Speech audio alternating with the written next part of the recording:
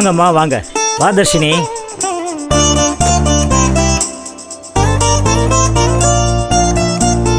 ஜனனிம்மா, நீ சொன்ன கடை இதுதானே? ஆமாப்பா. ஏக்கா இங்க புடவை எல்லாம் இருக்கும். தெரியல, போய் பார்க்கணும். ஜனனி, சென்னையில பிறந்து வளர்ந்து பரவாயில்ல, மதுரையில என்னென்ன நல்ல கடை இருக்குன்னு தெரிஞ்சு வச்சிருக்கியே. ஆன்லைன்ல பார்த்தேன்க்கா. அப்புறம் இன்னொரு 4-5 கடை கூட நல்லா இருக்கிற மாதிரி இருந்துச்சு. அதை அப்படியே வாசுக்கு அனுப்பி கேட்டேன். அவ இதுதான் ஃபர்ஸ்ட் சஜஷனா சொன்னான். Okay okay.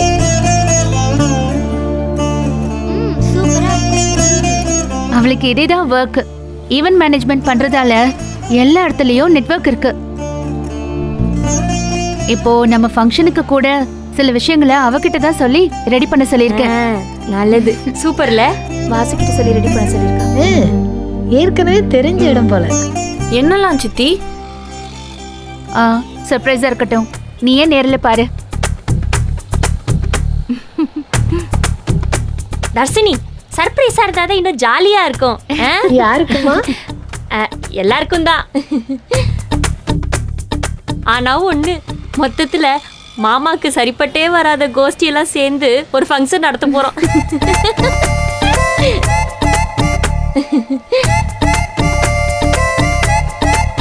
ஆனா அவர் ரொம்ப பாவம்.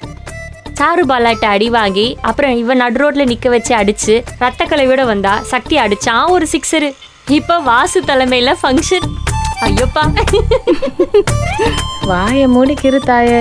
நீ விளையாட்டா பேசுறதா நினைச்சு எதையாவது கொளுத்தி போட்டுறாத. நான் உண்மையை தானக்கா சொல்றேன். அதுதான் என் பயமே. உண்மையை பேசுறல்ல, அதான் பயப்பட வேண்டியிருக்கு. இல்லக்கா, அடி மேல அடி வாங்கினா அம்மியும் நகருன்னு வாக.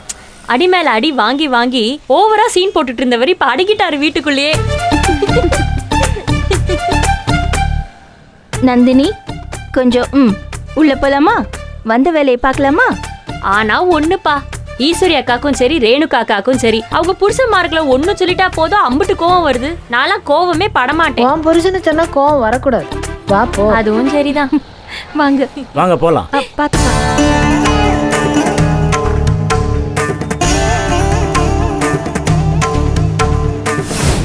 ஹலோ, எப்படி இருக்கீங்க? வாங்க. தம்பி, எப்படி இருக்கீங்க? நல்லா இருக்கேங்க. என்ன இங்க? ட்ரெஸ் வாங்க வந்தேன். லேடிஸ் பொட்டிக்ல உங்களுக்கு என்ன ட்ரெஸ் கிடைக்கும்? எனக்கு இல்லைங்க. அது சரி, உங்க வயசுக்கு நீங்க புடவை கடையில இருந்து வெளியில வரீங்கன்னா அப்பவே புரிஞ்சிருக்கணும்.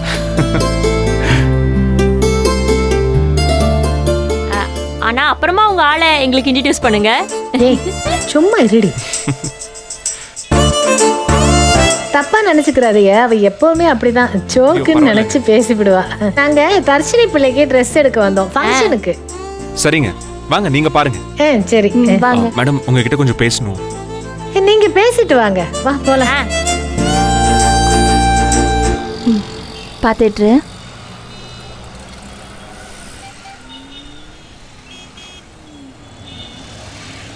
நீங்கள் எல்லாம் உதவியாக இருந்து கொடைக்கானலில் ரெஜிஸ்ட்ரேஷன் பண்ணதுனால தான் இங்கே எல்லாமே நல்லபடியாக முடிஞ்சுது. ரொம்ப தேங்க்ஸ் உனக்கு. தேங்க்ஸ் எல்லாம் எதுக்குங்க?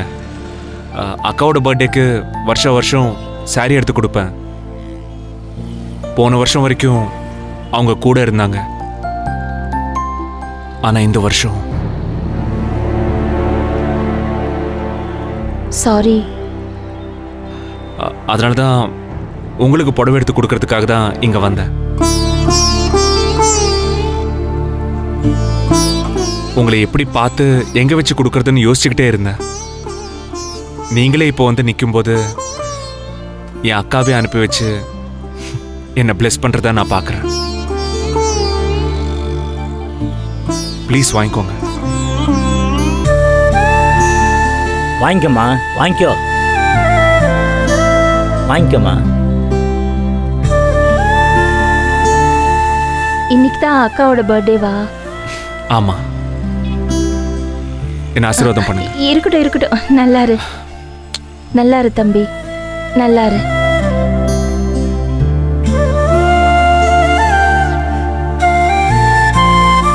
அம்மா மாதிரி இருந்து என்ன பார்த்து பார்த்து வளர்த்தாங்க. அப்பா மாதிரி இருந்து எனக்கு இந்த உலகத்தை தைரியத்தை சொல்லி கொடுத்து வளர்த்தாங்க. அவங்கள இவ்வளோ சீக்கிரம் நான் மிஸ் பண்ணுவேன்னு நினைக்கவே இல்லை.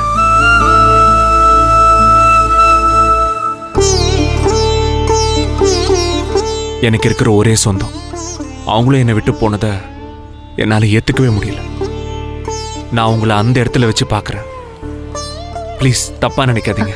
இல்ல இதுல தப்பா நினைக்கிறதுக்கு என்ன இருக்கு கௌதம்? எனக்குன்னு இப்படி ஒரு தம்பி இல்லைங்கிறது, அப்பாக்கு ஒரு புள்ள இல்லைங்கிறது இப்பதான் ஒரு குறையா தெரியுது இல்லப்பா? ஆமாம்மா, ஆமாம், நிஜம்தான். வாழ்க்கையில் நமக்கு எதிராக எல்லாம் நடக்கையில நமக்குன்னு பலமான பிடிப்பு இல்லைன்னு மனசு தவிக்கும். அப்படி எத்தனையோ நாள் ஈஸ்வரி வாழ்க்கையை பார்க்குறப்ப எனக்கு ஒரு மகன் இருந்திருந்தா அந்த குணசேகரன் இந்நேரம் பீஸ் ஆகியிருப்பானே. ஆனா நம்மளால எதுவும் செய்ய முடியலன்னு தவிச்சிருக்கேன்ப்பா. வருத்தப்படாத, எங்களை உன் உறவா நினைச்சுக்க. கௌதம், சரி வாயன், எங்க கூட கலந்துக்க. அப்படியே ட்ரெஸ் எடுத்துட்டு சாப்பிட்டுட்டு அப்புறம் போலாம். இல்லைங்க, எனக்கு வேலை இருக்கு. நான் கிளம்புறேன். ஓகே, வரேங்க. சரிப்பா.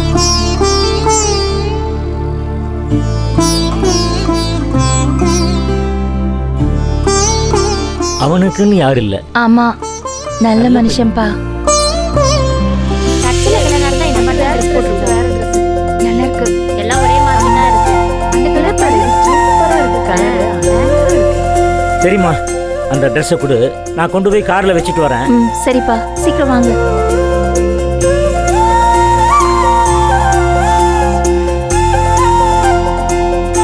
இத பாருங்க. ஐ அதே எடு. எனக்கு இம்புட்டு நேரம் வேற ஏதாவது பிரச்சனையா? எதுவும் பஞ்சாயத்துலாம் இல்லையே? சிச்சி, அதெல்லாம் ஒண்ணு இல்ல, சும்மா பேசிட்டு இருந்தோம். சூப்பரா இருக்குல்ல? நான் கேட்டேன். அதே நல்லா இருக்குல்லக்கா இந்த கலரு? இந்த கலர் எனக்கு நல்லா இருக்கும். எங்க அம்மா இந்த கலர்ல நிறைய ட்ரெஸ் எடுப்பாங்க எனக்கு. தர்ஷினி, இங்க பாரு. ஏ, இது எனக்கு நல்லா இருக்கும். ஏய் ஏண்டி, நீ யாருக்கு துணி எடுக்க வந்த? எல்லாத்தையும் நீ உனக்கு வச்சு எனக்கு நல்லா இருக்கும், அம்மா வாங்கி தருவாங்கன்னு பேசிக்கிருக்க. இதெல்லாம் ஒரு ஆசை தானக்கா? அடடா, சூப்பரா இருக்கு. ஆஹா, நல்ல கலரு அக்கா. இது உங்களுக்கு நல்லா இருக்கும். நான் இதை போட்டுக்கிட்டு வீடு கூட்டுறது, நீ அதை போட்டுக்கிட்டு துணி துவைக்கிறது. யோசிச்சு பாரு, கண்கொள்ளா காட்சியா இருக்கும். அட போங்கக்கா. ஒரே ஒரு தடவை ட்ரையல் ரூம்ல போட்டு பார்த்துட்டு வரவா? ஏய், அடங்க மாட்டியாப்பா நீ? வயசுக்கு தகுந்த மாதிரி பண்ணு. எங்க பாரு. எனக்கு என்ன இப்போ வயசாயிடுச்சு?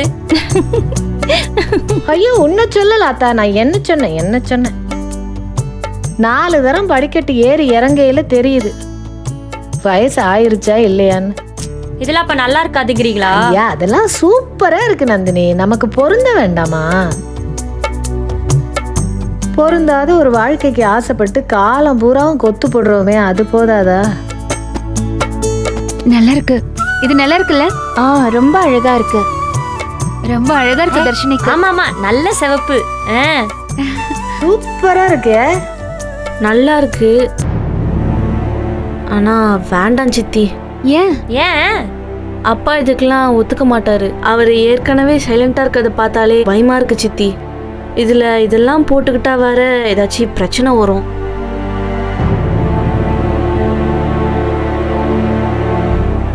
இதையே எடுத்துக்க தர்ஷினி. உனக்கு பிடிச்சிருக்குல்ல, அவ்வளவுதான், யோசிக்காம போடு.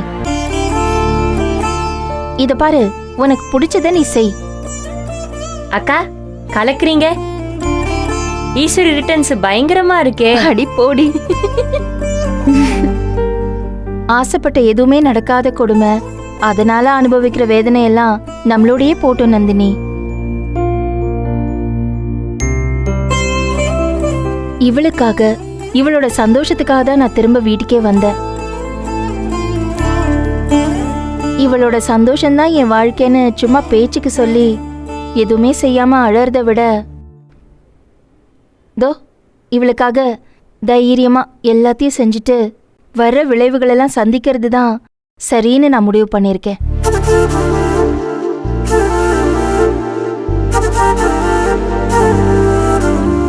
எனக்கெல்லாம் இதான் வேணும் இதான் பிடிக்குங்கிற சாய்ஸ் எல்லாம் இருந்ததே கிடையாது. எதுவா இருந்தாலும் ஓகேன்னு அக்செப்ட் பண்ணிக்கிற மனநிலைமையில தான் நான் வாழ்ந்திருக்கேன். ஆனா இவ அப்படி இருக்கக்கூடாது. சின்ன விஷயமோ பெரிய விஷயமோ அவளுக்கு எது வேணுங்கிறத அவளே டிசைட் பண்ணணும். மற்றவங்க என்ன சொல்லுவாங்கன்னு யோசிக்க ஆரம்பிச்சிட்டாலே நம்மளோட லைஃபை நாம இழந்துருவோம் தர்ஷினி. யோசிக்கிறது நியாயமா இருந்தா வேற யாரை பத்தியும் கவலைப்படக்கூடாது. சரியா? கரெக்டுக்கா. நீங்கள மாதிரி ஆயிராது தர்ஷினி. நாங்களாச்சு பண்ணது தப்புன்னு வருத்தப்படுற ஜெனரேஷன்ல இருக்கோம்.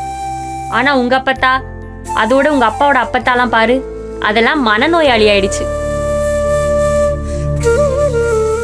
நிச்சயமா அப்படி இல்லக்கா. அவங்க நாம நினைக்கிற மாதிரி கிடையாது. எதை வச்சு சொல்ற? நான் அப்சர்வ் பண்ணதை வச்சு சொல்றேன்.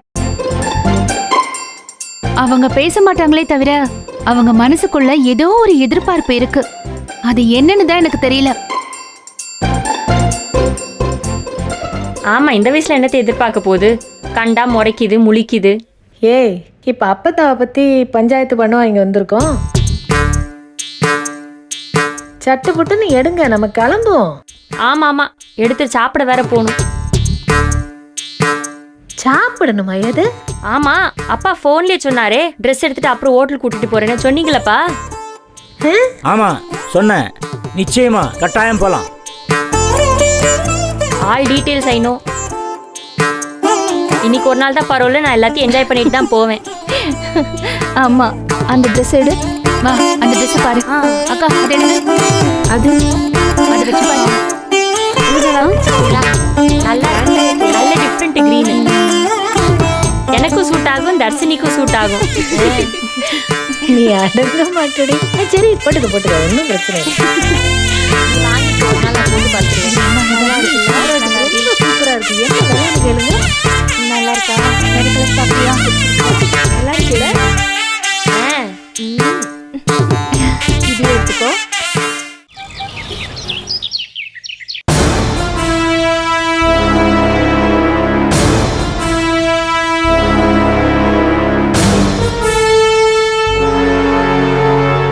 இதே சோழியா பண்ணிட்டு திரியிறாளுங்க. வெளி மனுஷன் வர்ற நேரமா பார்த்து அவன் முன்னாடி நாடகம் ஆடி அப்படியே ஓடி போயிடுறானுங்க. களவாணி கூட்டோன்னு சூதானமா இல்லைன்னா அவங்க நம்மளை குழி தோண்டியே போச்சிருவாங்க.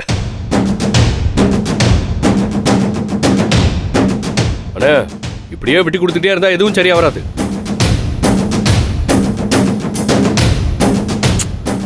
ஏய், அதான் போயிட்டாங்கல்ல, இப்ப என்ன செய்ய சொல்ற? அண்ணே, நீங்க சொன்னதுனாலதான் அடங்கி போய் சும்மா இருக்கேன்.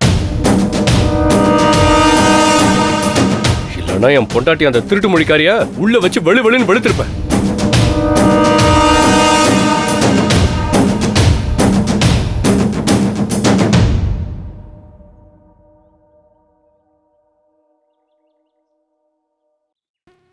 அண்ணா, நான் போயிட்டு வரேன்னு. எங்கம்மா போற? அதான் ஷாப்பிங் போறேன்னு கிளம்பிருக்காங்களே, அவங்கள தனியா விட்டா சரியா வராது. நான் கூடவே இருந்து கவனிச்சுக்க போறேன். அவங்க போய் 2 மணி நேரம் ஆச்சு. இப்ப அவங்க கூட போக போறேங்கிற? எப்படி போவ? வாட்? கிளம்பிட்டாங்களா? அந்த கடப்புல தான் நாங்களும் இருக்கோம். நீ வேற இன்னும் கிளப்பி விடாத.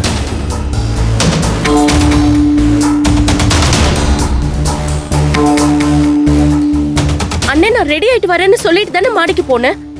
என்ன விட்டு கிளம்பிட்டாங்கன்னா என்ன அர்த்தம்? நீ ரெடி ஆகிறதுக்கு 2 மணி நேரம் ஆயிருக்கு. அப்புறம் போகாம என்ன பண்ணுவாங்க? அவ்வளவு திமிருன. இவ யார் இந்த வீட்டுக்கு? நாம எதுக்கு இவளுக்காக வெயிட் பண்ணோன்னு கிளம்பி போயிட்டாங்க இல்ல?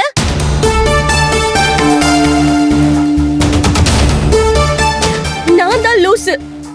நம்ம வீட்டு ஃபங்க்ஷன் ஆசாசியா எல்லாம் செய்யணும்னு பிளான் பண்ணி வச்சிருந்தேன். எவ்வளவு பிளான் பண்ண தெரியுமா?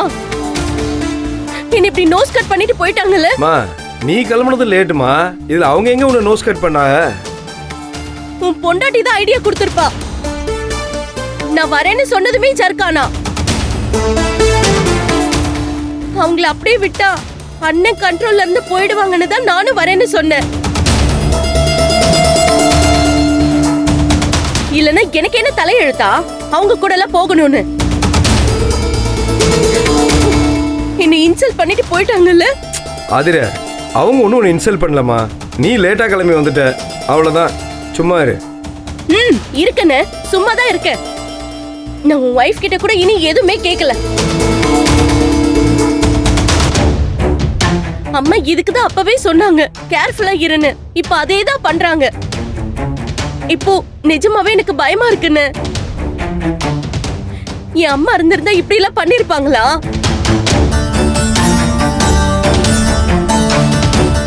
இவ்ளோ தைரியம் உங்களுக்கு வந்திருக்குமா? நீங்க எல்லாரும் சேர்ந்து என்ன விட்டு கொடுத்துட்டீங்கல்ல. இருக்கட்டும், அவங்க சந்தோஷமா இருக்கட்டும். இது அவங்க வீடுதான். பெர்மனன்ட் அட்ரஸ் அவங்களோடது. எனக்கு அப்படியா? நான் அத மாதிரி ஹாஸ்டல்ல கடந்து வரேன். என்ன? ஏய் ஆதிர, கொஞ்ச நேரம் பேசாம இருமா. இப்ப எதுக்கு கொய்யாமையான்னு இப்படி கத்திக்கிட்டு இருக்க?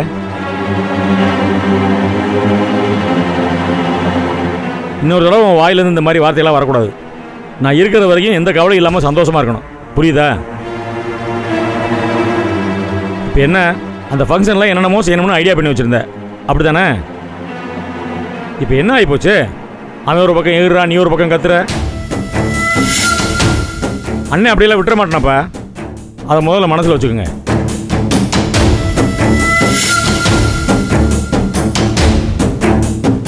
இங்கே பாருங்க, இந்த ஆட்டத்தை அவங்க ஆட ஆரம்பிச்சிருக்காங்க. ஆனால் முடிச்சு வைக்க போகிறது நான் தான். அதை எல்லாரும் திண்ணமாக மனசில் வச்சுக்கோங்க.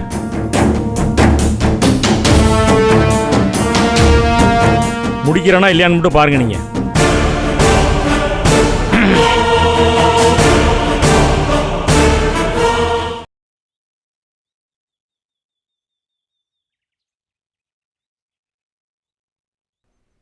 ஏய் நில்லு. வீட்ல யாரும் இல்ல, நீ கிளம்பு. தெரியுமா, ரேணுகாக்கா ஃபோன் பண்ணாங்க, சமைச்சு வச்சுட்டு போக சொன்னாங்க. என்னது? சமைச்சு வச்சுட்டு போக சொன்னாங்களா? ஏன் அவங்க செஞ்சு வச்சுட்டு போறதுக்கு என்னவா? இல்லைங்க, அவங்க வந்து சூடா ஆக்கல நினைச்சு கிளம்புனாங்களாம். போன இடத்துல முன்ன பின்ன ஆயிடுச்சு போல இருக்கு. அதான் என்னைய சமைக்க சொல்லி ஃபோன் பண்ணாங்க. அரை மணி நேரத்துல சூடா சமைச்சிடுறேன். ஏய் நில்லு. நீ சமைக்க கூடாதுன்னு தானே சொல்லிட்டு இருக்க. சமைக்கிறேன்னு உள்ள போயிட்டு இருக்க. உன்னையெல்லாம் என் அம்மா வீட்டுக்குள்ளேயே வரக்கூடாது, வெளி வேலையை மட்டும் தானே பார்க்க சொல்லியிருக்காங்க.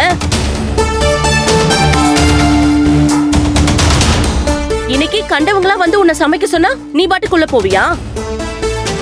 நீ சமைச்சதெல்லாம் நாங்க தின்னணுமா? அண்ணே பாருங்கண்ணே, அவ்வளவுதான் நமக்கு மரியாதை. இவ்வளவு நாள் நம்ம பேச்ச கேட்டவங்களாம் இன்னைக்கு அவங்க பேச்ச கேட்டு இஷ்டத்துக்கு ஆட ஆரம்பிச்சுட்டாங்க. இதெல்லாம் நீங்க விட்டு கொடுக்கறதால தானே எனக்கு அசிங்கமா இருக்குண்ணே. ஏதாச்சும் செய்யுங்க ப்ளீஸ், இல்லாட்டி நான் போறேன். இனிமே எனக்கும் இந்த வீட்டுக்கும் எந்த சம்பந்தமும் இல்லைன்னு நான் மொத்தமா போயிடுறேன். என்னால இதை தாங்க முடியலண்ணே. ஏய் ஆதிரா, ஆதிர, ஏய் என்ன என்ன முடிச்சிட்டு இருக்க? போ. இல்லங்க, நீங்க சாப்பிடறதுக்கு என்ன ஏய், நாங்க என்னத்தையே செஞ்சுக்கிறோம், நீ கிளம்பு. இன்னொரு தடவை அங்க எல்லா நேரத்துல வந்து அதை பண்ற இதை பண்றேன்னு அம்படுதான் சொல்றேன். கிளம்பு.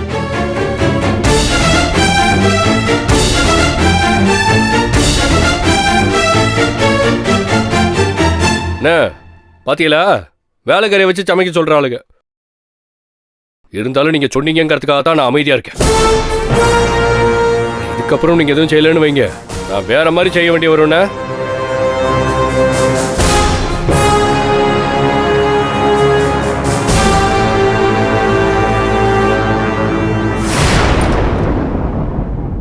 நீ எந்திரிச்சு இந்த பக்கம் போயிருப்பா, நான் மட்டும் தனியாக உட்காந்துருக்கேன்.